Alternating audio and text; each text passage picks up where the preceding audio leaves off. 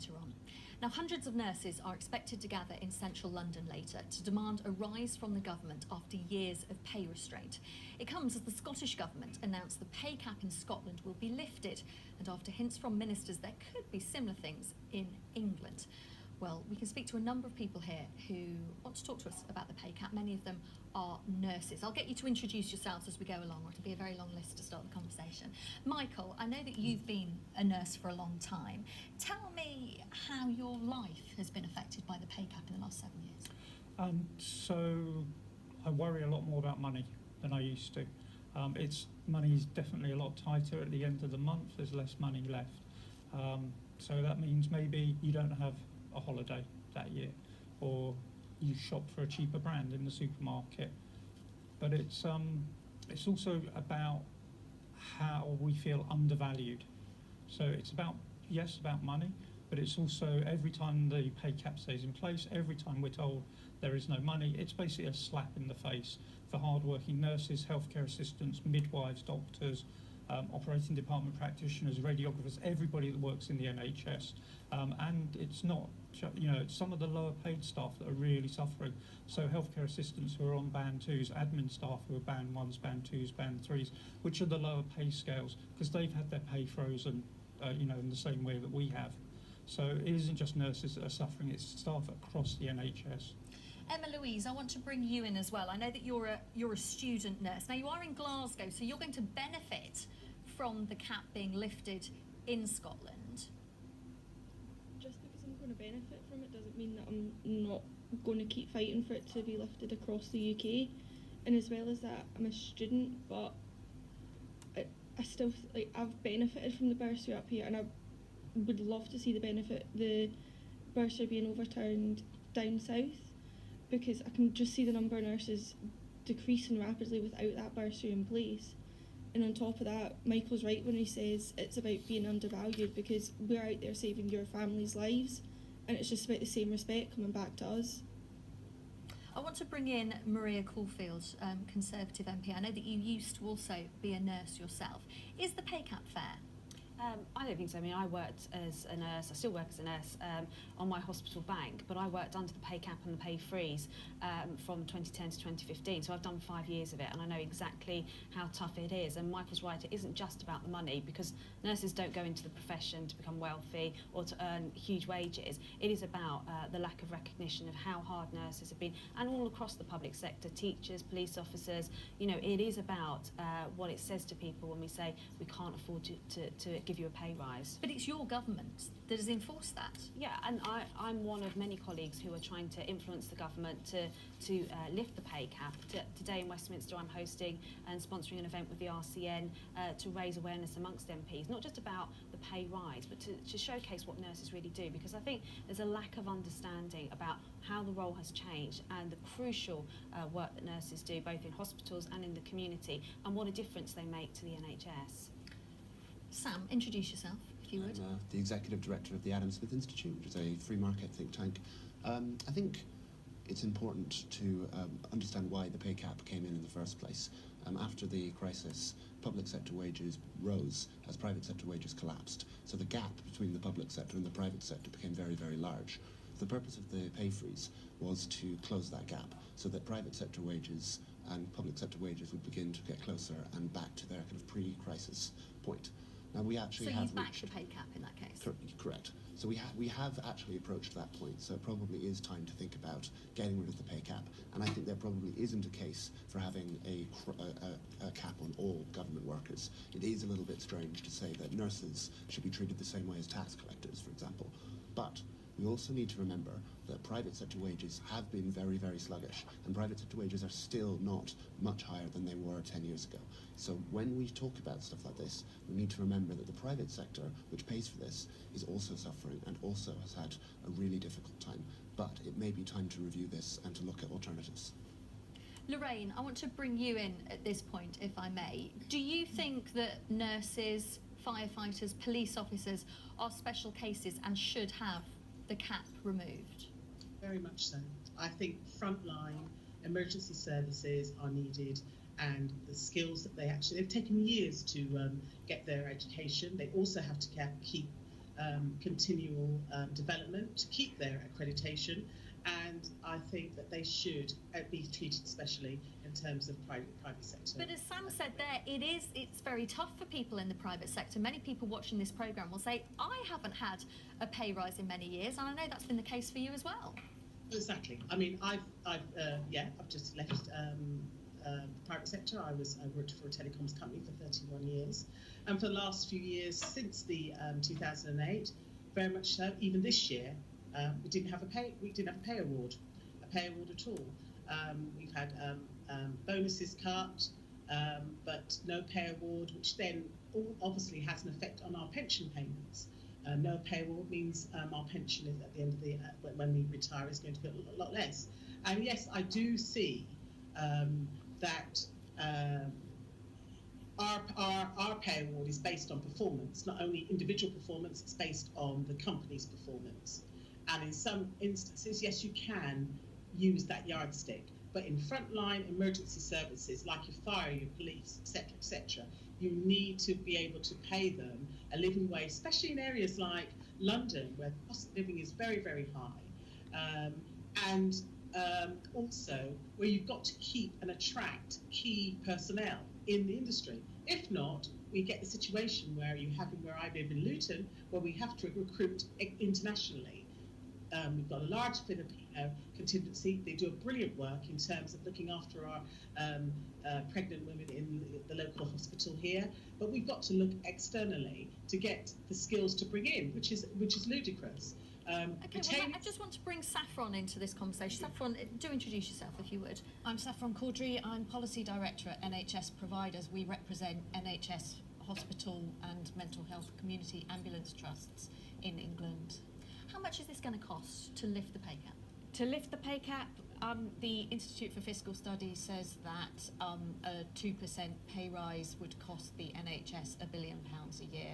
So it's a substantial amount of money, but what I would say is that we called for an end to the pay cap last year. We're amongst the first to do so because we know it's absolutely critical that we not only recruit new staff into the NHS so that we can maintain safe services, but that we also retain those staff that are in there. We know there's huge pressure on the front line at the moment. It's really impacting on morale, and pay is one of those elements that we can really see boosting morale. So it's absolutely fundamental. So let's talk about the realities of this.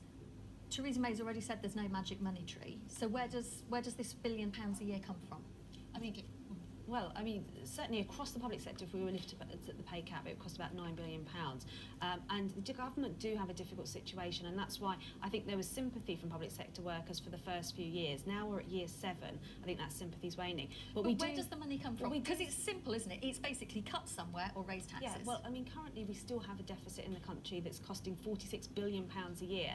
And if we just increase public sector spending, those interest payments would just go up. And that's money we could be spending on frontline services instead. So it's not just as simple as just spending more money. We either raise taxes, which again will hit those people, such as nurses and teachers who are getting the pay rise, or we make tough decisions, and the money will have to come from one of the other departments or one of the other spending policies, and that's the tough decision that government has to make. So it's not an easy situation. I think that's a really, really important point, and it also goes to the other, which is that if we did find that we had £9 billion to spend, would it necessarily be best spent, even if it was going to the NHS, on wages? Yes, in some cases, no in others. It's not clear that, for example, the best way of spending this money is to raise more highly paid staff pay. It's not clear that the money should always be going to wages. But the debate, the way it's focused, acts as if the only thing that the government should be spending more money on, or could be spending more money on, is higher wages. I think it's absolutely fundamental that we look at what the NHS's biggest asset is. That's its workforce, and we need to invest in the frontline workforce. We need to do that so that services can transform. You can't transform services without the staff to do it, and I think it fundamentally has to be new money. The £8 billion that the Conservatives put in their manifesto for the NHS over the course of the next Parliament, that will go on tackling demand, it will go on keeping services going. We need to see new money for this pay cap. We don't need to see it taken out. So that's taxes? I think that's for politicians to decide how they raise that money. It's for the service to deliver the service. It's for politicians to decide how much they're going to spend on the NHS, which we know is held very dear in everyone's hearts.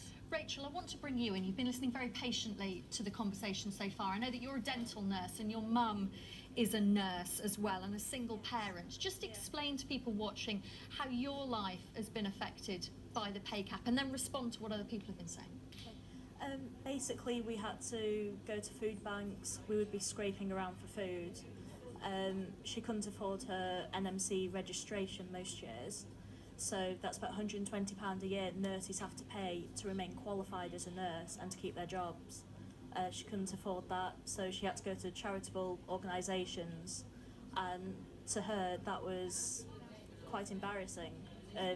Hurt her deeply because she would be working 50-hour weeks and have hardly anything to show for it. People find it staggering. So you're saying that your mum had to go to a food bank even though she was working full-time as a nurse? Yeah. It's full hours, and then she would be doing extra hours as well on top, but would have basically hardly anything to show for it. She had to get help with bills as well. I tried to get a job when I was 13 just so I could help her. So it's a difficult situation which thousands of families are in there right now. So what's the answer? We're talking here about the reality of lifting the pay cap will be that this 8 billion has to be found, higher taxes or taking money from elsewhere in your view? What's the best option? I think taking it from elsewhere, I mean, everyone has taxes, so that would mean including everyone in the public sector would have to pay more. So they wouldn't exactly benefit from that. I think they need to look elsewhere for this money, so everyone can benefit and not have more taken away from them. I'm pleased to say Marina has just rushed into the studio. Thank you so much for dashing in to see us. You're a nurse, aren't you? Student nurse? Just about to qualify student nurse, yes. I'll be starting working in a few months. How are you feeling right now? I mean, Michael was speaking to us at the beginning of the programme saying how undervalued he feels as a nurse. How do you feel as you approach this new era in your life? Well, I think I completely agree with you. It's a really sad time to be. I started nursing because I have a passion for caring for people, and it's a really sad time to be almost be a baby nurse and embarking on that career in a climate where it's quite clear that the government just doesn't care. We want to care for people, and we can't even care for ourselves or our families. And I'm starting my career on a pay that's essentially been cut for the last few years and will not be going up to match the cost of living anytime soon under the current plans. And it's a really difficult. Speak to Maria Caulfield. She's sitting next to you. She's a Conservative Hello. MP. She's also used to be a nurse. Maria, speak to Marina. She says that your government doesn't care. I don't think the government doesn't care. I mean, as you know, I've said the government are in a difficult situation because if they just simply spend more public money, we will all pay that, and we will all lose that £46 billion that we're paying on those interest rates. It's no different to paying your credit card every month. If you don't pay that balance, you're having to pay that interest when you could be spending that on a holiday, on your car, on your family. And the government's, it's just a big credit card. And if we just simply increase our spending, that money has to be paid back at some point. But I really get it, because I still do bank shifts at my old hospital. Nurses don't feel cared for. You know, they're not the only profession. The NHS staff don't feel cared for. But there are ways of doing this without just simply lifting the cap across the whole sector. You know, if we focused on the lowest bands, the 1s to 7, which are most nurses, which are the secretaries. What money are we talking about that people would earn? I mean, I don't know, but it would be significantly less than £9 billion. And so there's ways. Michael, do you know what the sort of money that someone in band 1 to 7 would be on?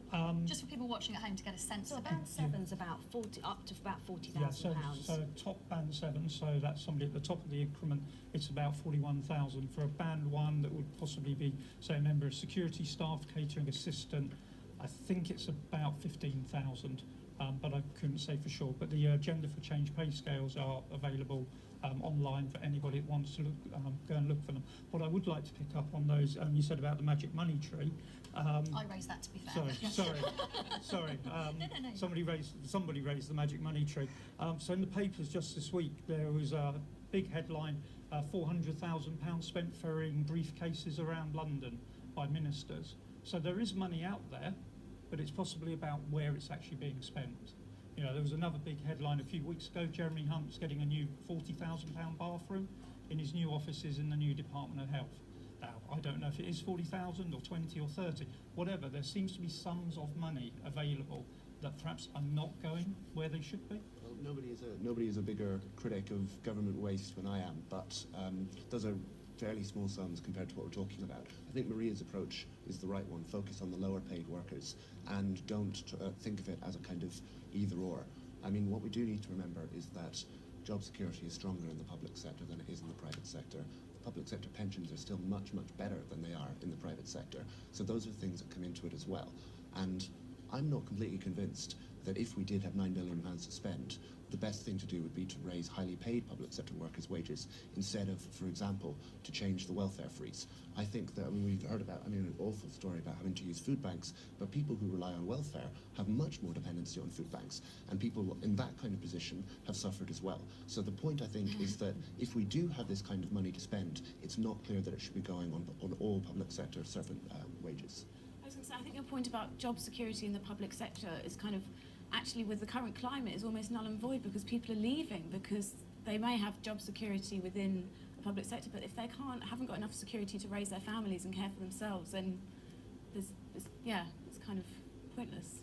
I think we're not talking about the most highly paid in the public sector here either. We're talking about people on Agenda for Change, which, as we've just talked about, is those people kind of on those bands up to 40,000 and a little beyond.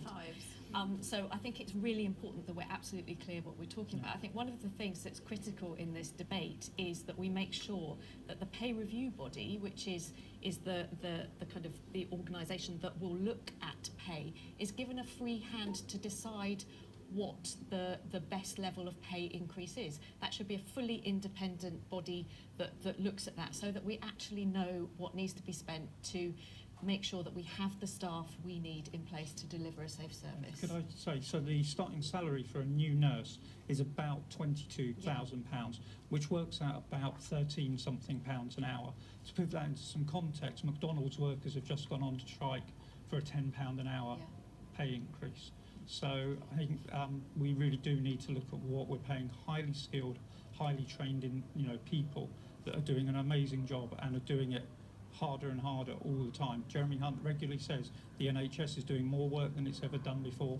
I think we can all testify to that.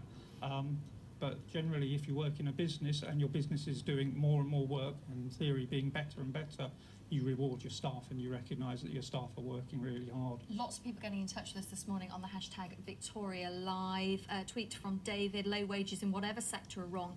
The only beneficiaries are employers and the rest struggle to make ends meet. This one maybe Marie you'd like to pick up on. It says, tweet from Rachel: when was the last pay cap for MPs and how much could be saved if we capped their pay for 7 years? Also, a tweet from Stuart saying the pay cap on nurses is about choices by government. They can find money for what the government wants, but not for nurses. And certainly, that's what I'm saying in the event we're hosting in Westminster today, is it is about choices. And I think I'm trying to raise the issue of nurses' pay. And it isn't just about the pay cap. It is about nurses' pay across the board. It's now a graduate entry profession. It's nurses are taking on more and more roles, and the nursing profession feels undervalued. And so the pay freeze and the pay cap is one issue. But I think we do need to look across the board at the pay structure for nursing in the long term. Briefly, if you would. Yeah, I think it's also worth saying that the NHS isn't kind of set in stone on this issue. They are really developing, changing, working innovatively, bringing in new roles so that they can work more productively. It's not about something that isn't changing with the times. The NHS workforce is often at the cutting edge of different ways of working and different ways of delivering service. So, I think it's worth remembering that we're not just asking for the pay cap to be lifted so that we can support what's there. It's about supporting change as well, which is needed. Thank you all so much. I'm so sorry, we're right out of time, but thank you ever so much for all of you giving up your time to speak to us this morning. Now, we invited the government to join our debate, but they said they didn't have anyone available.